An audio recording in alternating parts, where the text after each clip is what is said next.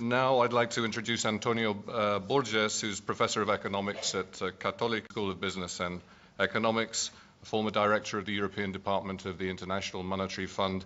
Is there any optimism in the picture, in the growth picture? Thank you.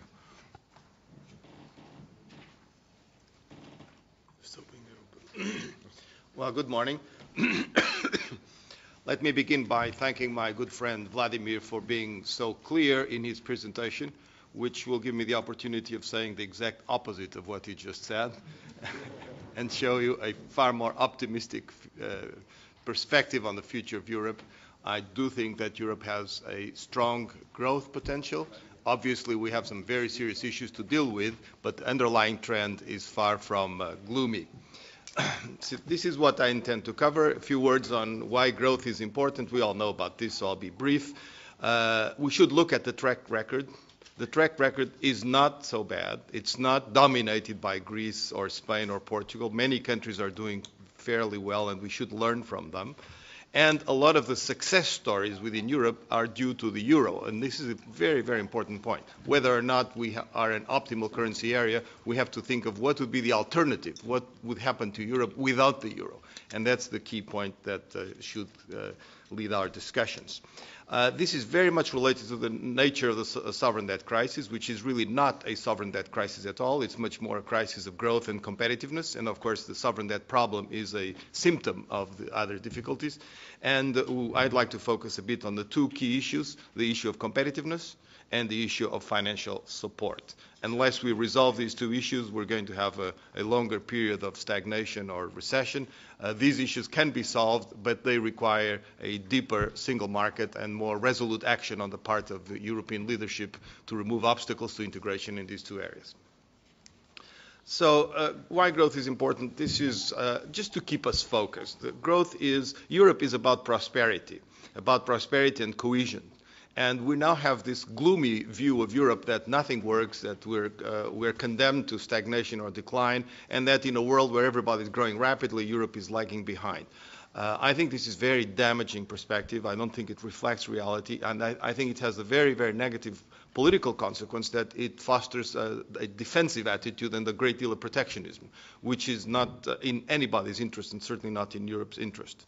I do think that Europe has a great deal of potential, and I'll explain why in a minute, and that realizing that potential is our number one, or should be our number one priority.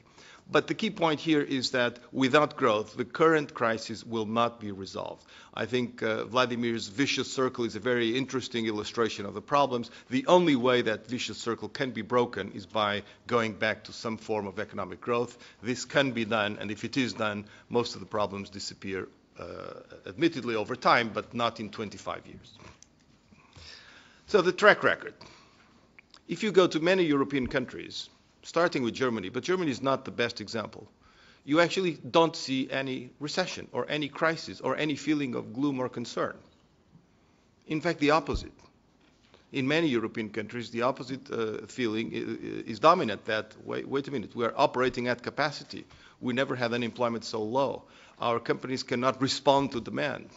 But we focus all of our attention, maybe this is the press, that pushes us in that direction, on the problematic cases. And those cases have their own explanations. But we have throughout Europe plenty of cases of very, very good economic performance. Think of Poland, for example, which has not had a single year of recession over the whole financial crisis, international, European, Eurozone crisis. Poland has always had economic growth. Or think of Sweden, which is a great success story, as everybody knows. After very serious difficulties 20 years ago or so, they did put their house in order and got a fairly long period of steady growth and quite remarkable growth. Now compare that with Italy or Portugal, countries that for 10 years have had zero growth or practically no growth. And you ask the question, why?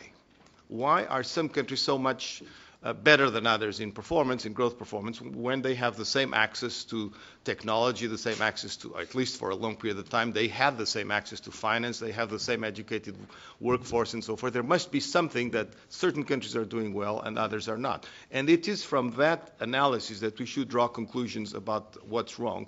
In my view, it is really a question of the growth model that these countries have put in place. While countries in Northern Europe have put a lot of emphasis on economic efficiency and on competitiveness and on export-oriented growth and so forth, countries in Southern Europe have become more closed, more dependent on the domestic market, on domestic stimulus in particular by governments, and run into all kinds of problems, not just financial problems of sovereign debt, but far more important problems of economic inefficiency, of wasted resources. So we need to put a lot more focus on the efficient allocation of resources, and in that sense, we can explain a lot of the problems in the periphery through the fact that they have wasted massive resources in the wrong investments, in the wrong government spending, which, of course, if on top of it those resources were borrowed, creates a problem from which it is difficult to get out. But to conclude from that the whole of Europe is doomed or cannot grow is, I think, very far-fetched. What's happened in the periphery is that we got the natural consequence from misguided policies. Now, a point that I'd like to highlight is the following, and I encourage you to look into this with great detail. If you look at what is happening in the most successful countries of Europe, is a deepening of economic integration. If you look at Poland, for example, why is Poland doing so well? Because their exports have been growing dramatically, their imports have been growing dramatically as well. So this is a country that has integrated in Europe very, very successfully, in Western Europe, in Eastern Europe as well, and in the process has gained a great deal of productivity, efficiency, and competitiveness. Contrast that with Greece. Greece, after 12 years in monetary union, has only 5% of GDP in exports to the Eurozone. So it's the exact opposite of what one would expect. And naturally, as a consequence, a country that becomes more closed, more inward-looking, more dependent on government spending, more dependent on domestic stimulus, inevitably runs into trouble, especially if it doesn't borrow enough, it doesn't save enough, and has to borrow everything from abroad. So in fact, the successful countries in Europe have moved towards more integration. And if you look at most of the countries that have joined Europe recently, you see them benefiting enormously from this further integration, intra-industry trade, which has generated a lot in competitiveness. Now, a more important and interesting thing is that this is also very much behind the success of Western countries. For example, Germany.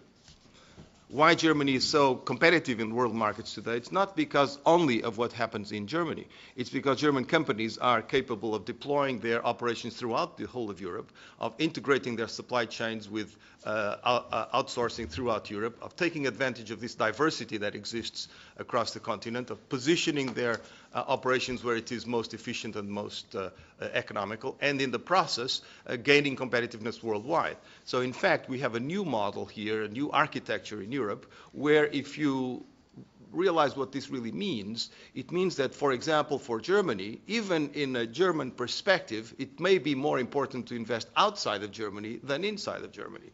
And it is quite appropriate for the Germans to use a lot of their savings to invest outside of Germany to build this competitiveness, which is so helpful in the global economy, rather than focusing on a nationally oriented policy, which I think would be very, very misguided. So in fact, what we're doing here is leveraging diversity, which is quite significant across Europe, and in the process generating gains which position our companies better from a worldwide perspective.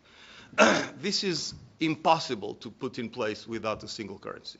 And this is the point we have to keep in mind. If exchange rates were to go back to the very volatile system we had before the single currency, where from one day to the next you might see currencies moving by 10, 15%, all of this would be totally impossible to manage. And we would go back to a far more nationally focused system where each one of us, all of us actually, would lose immensely in terms of the position of Europe relative to the rest of the world. So this is what we have to keep in mind. It's not so much whether we are a perfect optimal currency area or not, is without the single currency, what would happen to the European architecture today? How competitive would Europe be relative to the rest of the world? This is the central point in my judgment. Now, if we go to the sovereign debt crisis, why are we facing the problems we are? Basically, we moved rapidly towards monetary integration, but in a very incomplete manner. Mostly, the only thing we integrated was credit. Credit started flowing very, very rapidly, as we know, across Europe. And the devastating point is that in some countries, in particular the periphery countries, this credit was very poorly used. The common point about Greece, Spain, Portugal, and Ireland is that very substantial decline in domestic savings. So all this access to credit generated a lot of additional spending and a lot of investment as well, which was very, very poorly spent.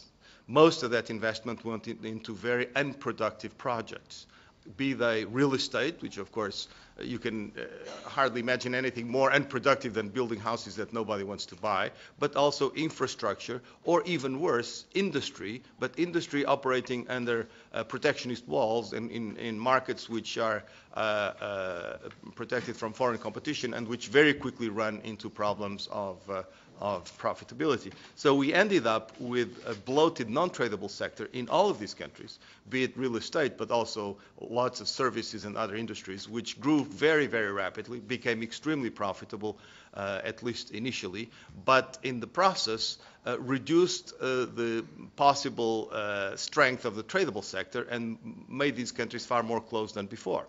So in fact, this led to what I call a structural loss of competitiveness. The competitiveness loss in countries like Spain, Portugal, Ireland, or Greece is not just a question, as I'll argue in a minute, of labor costs. It's much more a question of poorly used resources that led to very high prices in non-tradables, which actually crowded out the tradable sector. And reversing this is the point where I do agree with Vladimir, reversing this requires structural changes, but it's not structural changes in general. It's in fact shifting resources from non-tradables to tradables, making these economies a lot more export-oriented and therefore a lot more integrated in the rest of Europe. Now, without growth, if these countries don't succeed in this kind of structural change, if they cannot restart economic growth, then the public finances will never be sustainable. So behind Vladimir's scenario of very long-term stagnation and 25 years before we solve the problems, there is this conviction that there is no possibility of getting Portugal, Spain, or Ireland back to growth. I think this is very, very negative. Experience shows that you can generate growth again by changing relative prices, and those changes in relative prices can happen not in 3 months, but certainly in 2 years. Now, this requires, first of all, more openness. Competitiveness is not just a question of unit labor costs. If you look at the unit labor cost figures that Vladimir just showed, you see that indeed they went up too much, almost everywhere, like in France, or in Greece, or in Portugal, or in Spain. But this does not justify the 25 to 40% change in real exchange rates that Vladimir was talking about. And both numbers are right. The point is that the real appreciation of the exchange rate goes beyond the labor costs. It's more related to relative prices, the fact that the prices of non-tradables grew too fast. All these protected services and protected industries that benefited from all this additional spending captured a bigger share of national income and in the process crowded out the tradable sector. That's what needs to be reversed, and that's what a change in the real exchange rate really implies. But this can happen quite rapidly. First of all, many of these prices are regulated prices, so governments have the opportunity to change them if they want to do so. This is already happening, I'd argue. Sometimes it's pretty brutal when, for example, the Spanish government decides to tear up all the agreements for renewable resources, which were done at very, very high prices and under contracts, which of course led investors to be very upset these days with this kind of policy. But this is happening, and countries are determined to make this happen, which I think is very positive. But furthermore, there is also a need to open up these economies more, to make them more ready to accept new entrants, to create the real single market in all these services and industries which have remained protected from competition and which in the process have generated these very, very different domestic prices relative to what happens elsewhere in Europe. So what we need at this point is to go back to basics, put in place the single market, in particular in industries and sectors which are closed, which are protected from competition, in the process regain competitiveness, and we will see growth accelerating in a very natural manner, if I can put it this way. So we have to basically turn all these closed sectors into more open sectors, and that will be to the benefit of the whole economy and of the European economy in general. So in fact, what's needed today is more openness, better integration, and a more aggressive competition policy, in particular at the domestic level, where countries have to be ready to do away with their national champions, with their beloved incumbents, and accept others that will come in and create better conditions for the rest of the economy. Now, let me conclude with the more difficult point of all, which is that all of this requires strong financial support. You cannot have economic growth without financing. And in particular, if we're talking about a very substantial shift of resources from half of the economy to the other half, from non-tradables to tradables, this requires quite a bit of investment and therefore of financing. And this is what we are very, very short of. Let me tell you, this is not just a European problem. The banking problem, the financial problem, is prevalent throughout the world. It is a very serious problem in the United States of America. It is a very serious problem in Britain. And it is, of course, a crucial problem in the Eurozone. Everywhere, the banking sector is retrenching, is becoming extremely cautious and conservative, and is certainly not funding the economy in the way it should. And this has led governments to be more and more desperate about what they can do with respect to the problem without much success so far. Even in the US, as I said, where conditions are somewhat different, as I'll explain in a minute, the main concern why the recovery is not stronger is that banks are not really extending credit at the speed that they normally should. In the Eurozone, this becomes a lot worse because monetary union is to a certain extent unraveling. This is what Vladimir already showed when monetary conditions are so different across Europe. The same company with the same business plan, with the same balance sheet, has access to rather cheap credit in Germany and very expensive credit in Spain. This is not monetary union at all. It's the opposite of it, and in that sense makes problems much, much more difficult to solve.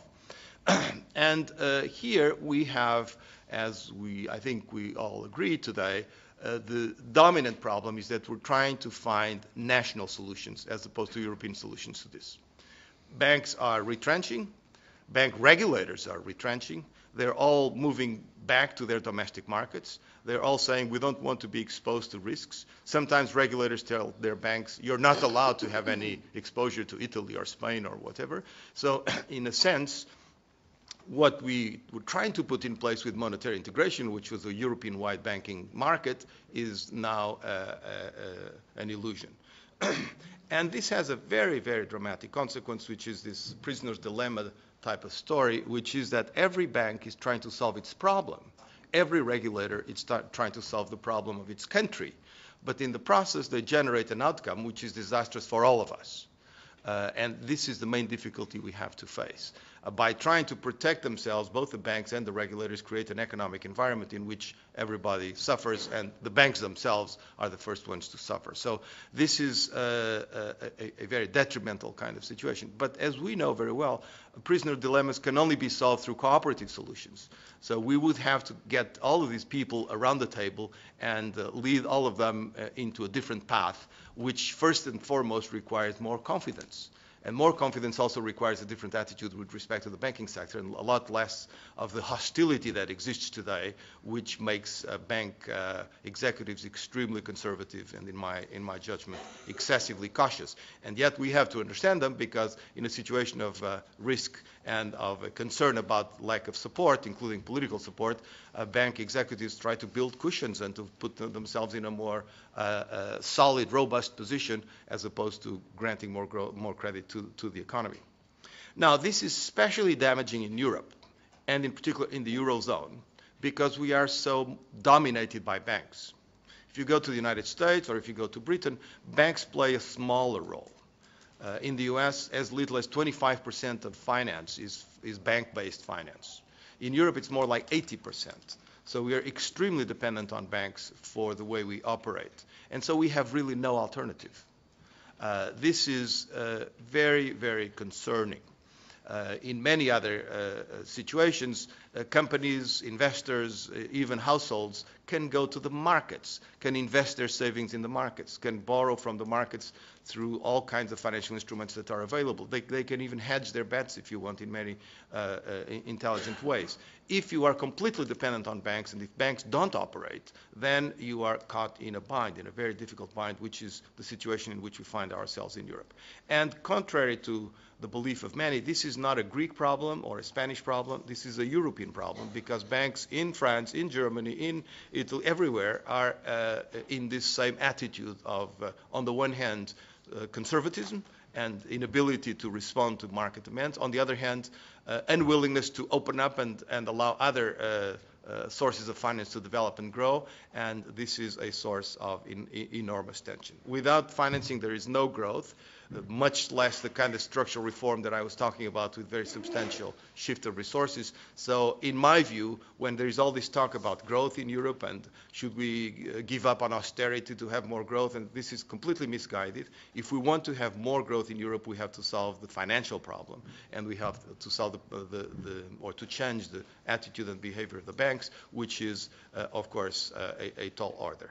Now, the main reason why this has not happened is basically because of politics. On the one hand, no matter what the talk might be about the banking unit, banking union, the reality is that today authority is very firmly in domestic hands for banking regulation, supervision, and so forth. Moving to a European authority is still very far into the future, essentially for political reasons. And without the European authority, any talk of a banking union or any European approach to banking problems is very, very far-fetched. And when it comes to other forms of finance and the ability to generate other instruments, other markets that will complement the banks and allow the European investors and companies to have alternatives, this is very much blocked by the banks themselves, who are in very comfortable monopoly positions and are not at all ready to accept competition from non-banking finance. Unfortunately, the authorities in many countries adopt this view as well, and this creates a kind of blockage which I think is very detrimental to long-term growth. Thank you.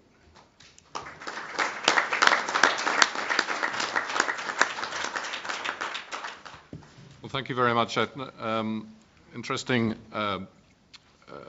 presentation on the importance and centrality of banking in all this, and a sort of useful backdrop to the suggestion in the report here that that national central banks, as a way to sort of get over the problem described by Antonio, the national central banks should be abolished. Something that we might get onto, I'm sure we'll get onto later.